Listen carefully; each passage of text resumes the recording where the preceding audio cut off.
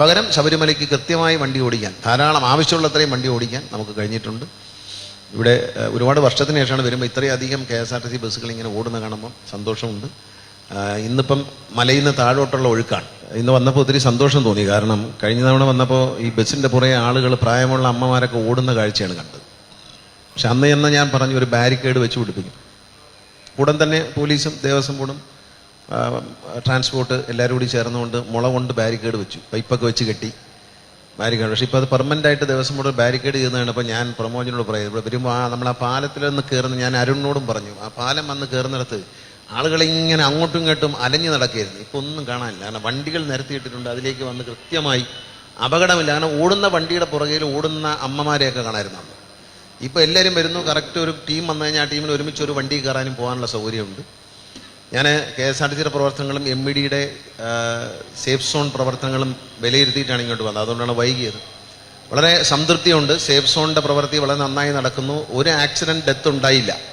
എരുമേലിയിൽ ഉണ്ടായ ഒരു ഡെത്ത് എന്ന് പറയുന്ന അവിടെ ലോക്കലായിട്ടുള്ള ഒരാൾ ബൈക്കിൽ പോകുമ്പോൾ ഉണ്ടായതാണ്. ബൈക്ക് വന്ന് ഇടിച്ചതാണ്. അതിൻ്റെ തൊട്ട് തലേ ദിവസം അയാളെ അമിത വേഗത്തിൽ പോയതിന് ശാസിച്ചതാണ്. മോട്ടോർ വെഹിക്കിൾ ഉദ്യോഗസ്ഥർ ശാസിച്ച ആളാണ്.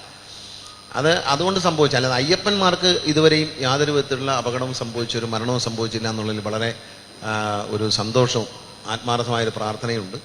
അതുപോലെ തന്നെയാണ് ഈ വണ്ടി കേടായി കിടക്കുമ്പോൾ എടുക്കാൻ ക്രെയിന്, പോലീസിൻ്റെ പോലും ക്രെയിൻ ഉപയോഗിക്കാൻ കാലാവധി കഴിഞ്ഞു എന്ന് പറഞ്ഞു. പക്ഷേ ഞാൻ പ്രത്യേകമായ അനുമതി നൽകി. 15 വർഷം കഴിഞ്ഞ ക്രെയിൻ ഉപയോഗിച്ചോളാൻ പറഞ്ഞുകൊണ്ട് ക്രെയിനിന് ഷോർട്ടേജ് ഉണ്ടായില്ല.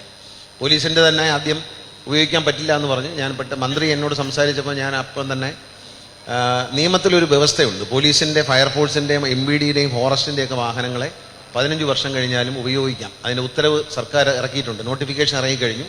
ഇപ്പം 30 ദിവസം കഴിഞ്ഞിരിക്കണം. നിലവിൽ വന്നു കഴിഞ്ഞു. പോലീസിൻ്റെ വണ്ടി, ഫയർഫോഴ്സിൻ്റെ വണ്ടി, ഫോറസ്റ്റിൻ്റെ വണ്ടി, ഹെൽത്ത്, ആംബുലൻസുകൾ, MVDയുടെ വണ്ടി, ഇതെല്ലാം 15 വർഷം കഴിഞ്ഞാലും ഉപയോഗിക്കാം. കാരണം യൂണിഫോംഡ് ഫോഴ്സിൻ്റെ എമർജൻസി വെഹിക്കിൾസാണ് അതെല്ലാം. അപ്പോൾ അങ്ങനെ ക്രെയിൻ ഉപയോഗിക്കാൻ പറ്റില്ല എന്ന് പറഞ്ഞു. പക്ഷേ അതിന് അനുവാദം കൊടുത്തു. അപ്പം തന്നെ നോട്ടിഫിക്കേഷൻ ഇറങ്ങിയതിന് ശേഷമാണ്. അപ്പം ക്രെയിൻ ഉപയോഗിച്ചുകൊണ്ടൊക്കെ അവർക്ക് പല കാര്യങ്ങളും പെട്ടെന്ന് തന്നെ മാറ്റാൻ കഴിഞ്ഞു. പോലീസിനും MVDക്കും, പോലീസും MVDയും കൂടെ ചേർന്നുകൊണ്ടുള്ള ഈ ഒരു സേഫ് സോൺ പദ്ധതി ഒരു വലിയ വിജയമാണ്. കാരണം അത് നല്ല രീതിയിൽ ആൾക്കാർക്ക് ഉപകാരപ്പെടുന്നു. കാരണം റിപ്പയറായി കിടക്കുന്ന വണ്ടികൾ, അപകടത്തിൽപ്പെടുന്ന വണ്ടികൾ, ഇതെല്ലാം എടുത്തു മാറ്റുന്നതുകൊണ്ട് ട്രാഫിക് കുരുക്കൊഴിവാവുകയാണ്. പിന്നെ ഒരു 6-7 ബ്ലാക്ക് സ്പോട്ട് ഇപ്പോൾ സൂചിപ്പിച്ചു. അതിന് ഇപ്രാവശ്യം അവിടെ ആളെ നിർത്തിയിട്ട് MVD ഉദ്യോഗസ്ഥരെ നിന്നുകൊണ്ട് ടേണിങ്ങിലുള്ള ഓവർടേക്കിംഗ് പോലീസും കൂടി സഹകരിച്ചുകൊണ്ട് ഒഴിവാക്കാം എന്ന് പറഞ്ഞിട്ട്. അപ്പോൾ ആ ഒരു ബ്ലോക്ക് ഒഴിവായി. ഈ ടേണിങ്ങിൽ വന്ന് ഓവർടേക്ക് ചെയ്ത് വരുമ്പോൾ അപകടം ഉണ്ടാവാനും ബ്ലോക്ക് ഉണ്ടാവാനും സാധ്യതയുണ്ട്. അവിടെയെല്ലാം ഡിവൈഡർ വയ്ക്കാനുള്ള ഒരു പ്രപ്പോസൽ ഈ മകരവിളക്ക് കഴിഞ്ഞ ഉടൻ തന്നെ MVD പത്തനംതിട്ട RTO കൂടിയായ ശ്യാമിനോട് PWDയുമായി ആലോചിച്ച് പ്രപ്പോസൽ റോഡ് സേഫ്റ്റി അതോറിറ്റിയിലേക്ക് തരാനും ഈ മാസം തന്നെ കൂടുന്ന യോഗത്തിൽ അത് പാസ്സാക്കി കൊടുക്കാമെന്ന് പറയുന്നത്. അപ്പോൾ അടുത്ത വർഷം വരുമ്പോഴേക്കും കറക്റ്റായിട്ട് ഇതുണ്ടാവും, അവിടെ ഉണ്ടാവും. ഈ ട്രെയിനിങ്ങുകളെല്ലാം ഡിവൈഡർ വെച്ച് പിന്നെ നമ്മൾ ഓവർടേക്ക് ചെയ്യാത്ത വിധത്തിലാക്കാൻ വേണ്ടിയുള്ള, അപ്പോൾ ആ ഒരു പ്രശ്നം പരിഹരിക്കപ്പെടും. അപ്പോൾ ഒരു 6-8 ബ്ലാക്ക് സ്പോട്ടുകൾ ഇതേ വിഷയത്തിൽ തന്നെയാണ് വന്നിരിക്കുന്നത്. അത് ഒഴിവായി കിട്ടും എന്നുള്ളതാണ് അവരുടെ ശുപാർശ. അത് അംഗീകരിച്ചിട്ടുണ്ട്. ഇത് കഴിഞ്ഞ ഉടൻ തന്നെ ഈ മാസം തന്നെ പ്രപ്പോസൽ, ജനുവരിയിൽ തന്നെ എസ്റ്റിമേറ്റോടുകൂടി പ്രപ്പോസൽ തരിക, പാസ്സാക്കി തരുന്നതായിരിക്കും. അതുപോലെ KSRTC ജീവനക്കാരുടെ ആത്മാർത്ഥമായ പരിശ്രമമുണ്ട്. 1 മണിക്കൂറിൽ, ശരിക്കും പറഞ്ഞാൽ ഗിന്നസ് ബുക്കിൽ കൊടുക്കണം, 1 മണിക്കൂറിൽ 100 വണ്ടി, 96 മുതൽ 100 വണ്ടിയാണ് നിലയ്ക്കൽ പമ്പ റൂട്ടിൽ ഓടുന്നത് എന്ന് പറയുന്ന അഭിമാനകരമായ കാര്യമാണ്. വളരെ ആത്മാർത്ഥയോടെ അതിനുവേണ്ടി ദേവസ്വം ബോർഡ് കുറച്ച് സൗകര്യങ്ങളൊക്കെ നമുക്ക് ഒരുക്കി തന്നു. അതിനും നമ്മൾ നന്ദി പറയുകയാണ്. നിലയ്ക്കലും മറ്റും ജീവനക്കാർക്ക് വിശ്രമിക്കാനുള്ള സങ്കേതങ്ങൾ ഈ നിലയിലായിരുന്നില്ല കഴിഞ്ഞ വർഷം. വളരെ മനോഹരമായ നിലയിലെ സൗകര്യങ്ങൾ. ഇത് ഞാൻ ജീവനക്കാരുമായിട്ട് സംസാരിച്ചു. വളരെ സംതൃപ്തരും സന്തോഷമുള്ളവരാണ്. ഇനി അവിടെ ദേവസ്വം ബോർഡ് ഞങ്ങൾക്കൊരു ടോയ്ലറ്റ്, ഒരു 4-5 ടോയ്ലറ്റ് കൂടി ജീവനക്കാർക്ക് നിലയ്ക്കൽ ചെയ്തു തരണം. പുതുതായി തന്ന അക്കോമഡേഷനിൽ ടോയ്ലറ്റും കാര്യങ്ങളൊക്കെ ഉണ്ട്. പക്ഷേ എന്നാലും കൂടുതൽ ആളുകൾ വന്ന് കിടക്കുന്നത്, പിന്നെ ആ ബിൽഡിങ്ങിന് ഒരു ഫോൾ സീലിംഗ് ചെയ്ത് തന്നാൽ നന്നായിരിക്കും. കാരണം അതിന് വലിയ ചൂടുണ്ട്. ആ തകിടിനോട് ചേർന്ന് ഒരു ഫോൾ സീലിംഗ് ചെയ്ത് തന്നാലും മതി, ആ ചൂട് ഒന്ന് കുറയ്ക്കാൻ വേണ്ടി. കാരണം ജീവനക്കാർ ഈ 2 തട്ടുള്ള കട്ടിലാണ് കിടക്കുന്നത്. മുകളിൽ കിടക്കുമ്പോൾ നല്ല ചൂട് വരികയാണ്. അപ്പോൾ അതിൻ്റെ ചെറിയ ഫോൾ സീലിംഗ് ചെയ്ത് തരാനുള്ളൊരു പ്രപ്പോസൽ ദേവസ്വം ബോർഡിലേക്ക് റിക്വസ്റ്റ് ഷറഫ് കൊടുക്കണം. പിന്നെ അരുൺ പറഞ്ഞതുപോലെ ഷറഫ് ഒരു 850 വണ്ടിയാണ് ഇപ്പോൾ ഓഫർ ചെയ്തിരിക്കുന്നത്. 900 വണ്ടി റെഡിയാണ് എന്നെനിക്ക് റിപ്പോർട്ട് തന്നെ. വേണമെങ്കിൽ 1000 വണ്ടി ഓടിക്കാമെന്നും സമ്മതിച്ചിട്ടുണ്ട്. അത് നമ്മൾ തരുന്നതായിരിക്കും. പക്ഷെ അത് വരുമ്പോൾ ഈ ഹിൽ ടോപ്പിൻ്റെ അവിടെ കഴിഞ്ഞ പ്രാവശ്യം പാർക്ക് ചെയ്യാൻ ദേവസ്വം ബോർഡ് സൗകര്യം ചെയ്തില്ല. അപ്പോൾ അത് നമുക്കൊരു കുറച്ച് കൺഫ്യൂഷൻ ഉണ്ടാക്കി ആ ദിവസം. അങ്ങനെ ആ സൗകര്യം നേരത്തെ പോലീസ് ഇടപെട്ട് ചെയ്തു തന്നാൽ വളരെ പെട്ടെന്ന് തന്നെ മകരജ്യോതി ദർശനം കഴിഞ്ഞ് ഇറങ്ങി വരുന്ന ഭക്തരെ നമുക്ക് ഇന്ന് നാടുകളിലേക്ക് അവരെ സ്ഥലങ്ങളിലേക്ക് പെട്ടെന്ന് അയക്കാനായിട്ട് നമുക്ക് കഴിയുന്ന ഡയറക്റ്റ് ബസ്സുകൾ ഇവിടുന്ന് തന്നെ, അല്ല നിലയ്ക്കൽ പോയി ആളെ കയറ്റി പോകുന്നതിനേക്കാൾ നിറയുന്ന ബസ്സുകൾ അപ്പോൾ തന്നെ നമുക്കങ്ങ് നാട്ടിലേക്ക് കൊണ്ടുപോകാൻ പറ്റും. അപ്പോൾ അത്തരത്തിലുള്ള അറേഞ്ച്മെൻറ്റ് ചെയ്യുന്നതായിരിക്കും. ദേവസ്വം ബോർഡും മറ്റ് ശബരിമല ജില്ലാ കളക്ടറുടെ ഭാഗത്തുനിന്നും ADMൻ്റെ ഭാഗത്തുനിന്നും ഒക്കെ ഉണ്ടാകുന്ന സഹകരണത്തിന് നന്ദിയുണ്ട്. പരാതികൾ വളരെ കുറഞ്ഞതിൽ എനിക്ക് സന്തോഷമുണ്ട്. കാരണം മറ്റ് പൊതുരംഗത്ത് നിൽക്കുന്നവർക്കും ഇക്കാര്യത്തിൽ പരാതി പറയാൻ അവസരം ഉണ്ടാകാതെ പ്രവർത്തിക്കുന്ന MVD, അതുപോലെ തന്നെ KSRTC. ഞാനിപ്പോൾ വന്നിറങ്ങിയപ്പോൾ അയ്യപ്പന്മാരോട് സംസാരിച്ചു. അവരും KSRTCയുടെ സേവനത്തിൽ വളരെ സംതൃപ്തരാണ്, വളരെ നല്ല സംതൃപ്തിയോടെയാണ് ചെയ്യുന്നത്. അതുകൊണ്ട് KSRTC ഉദ്യോഗസ്ഥരും ജീവനക്കാരും വളരെ സന്തോഷത്തിലാണ്. കാരണം അവരും ഒരു വലിയൊരു സമർപ്പണം എന്ന നിലയിലാണ് ഈ ശബരിമല യാത്രയെ കാണുന്നത്.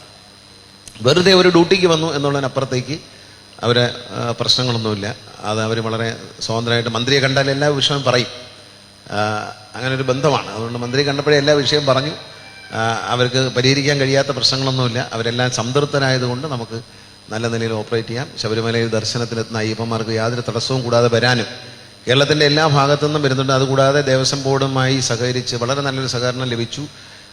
കോടതിയുടെ ഭാഗത്തുനിന്ന് ഒരു നല്ല സഹകരണം കിട്ടി. പലരും അതിന് തുരങ്കം വയ്ക്കാനൊക്കെ നോക്കിയെങ്കിലും ബഡ്ജറ്റ് ടൂറിസം കേരളത്തിൻ്റെ വിവിധ ഭാഗങ്ങളിൽ നിന്നും വളരെ സുരക്ഷിതമായി ഗ്രൂപ്പായിട്ട് യാത്ര ചെയ്ത് ഇവിടെ വന്ന് തൊഴുതു മടങ്ങാനുള്ള സൗകര്യം കോടതിയിലൊക്കെ ചെന്ന് തെറ്റിദ്ധരിപ്പിക്കാനൊക്കെ നോക്കി. പക്ഷേ അപ്പോഴത്തേക്കും നമ്മൾ അത് ഇടപെട്ടു. സത്യം എന്താണെന്ന് ബോധ്യപ്പെടുത്തിയപ്പോൾ വളരെ സുഗമമായി, പ്രത്യേകിച്ച് സ്ത്രീകൾക്ക്, അമ്മമാർക്കും സഹോദരിമാർക്കും വളരെ സുരക്ഷിതമായി തിക്കും തിരക്കുമില്ലാതെ ബഡ്ജറ്റ് ടൂറിസത്തിലൂടെ യാത്ര ചെയ്ത് ഇവിടെ വന്ന് എല്ലാ സൗകര്യങ്ങളും അനുഭവിച്ച് പോകാൻ കഴിഞ്ഞു. ഇന്നിപ്പോൾ ഒരു ക്ലോക്ക് റൂം ഉദ്ഘാടനം ചെയ്തിട്ടുണ്ട്. അതിൽ ബഡ്ജറ്റ് ടൂറിസ്റ്റിൽ വരുന്ന ആളുകൾക്ക് ഫ്രീ ആണ്. അല്ലാത്തവർക്ക് ഒരു ചെറിയ തുക ഈടാക്കിക്കൊണ്ട് അവരെ സാധനങ്ങൾ സൂക്ഷിക്കാനുള്ള സൗകര്യം പമ്പ ബസ് സ്റ്റാൻഡിൽ ഒരു 160 ബോക്സ് നമ്മൾ റെഡിയാക്കിയിട്ടുണ്ട്.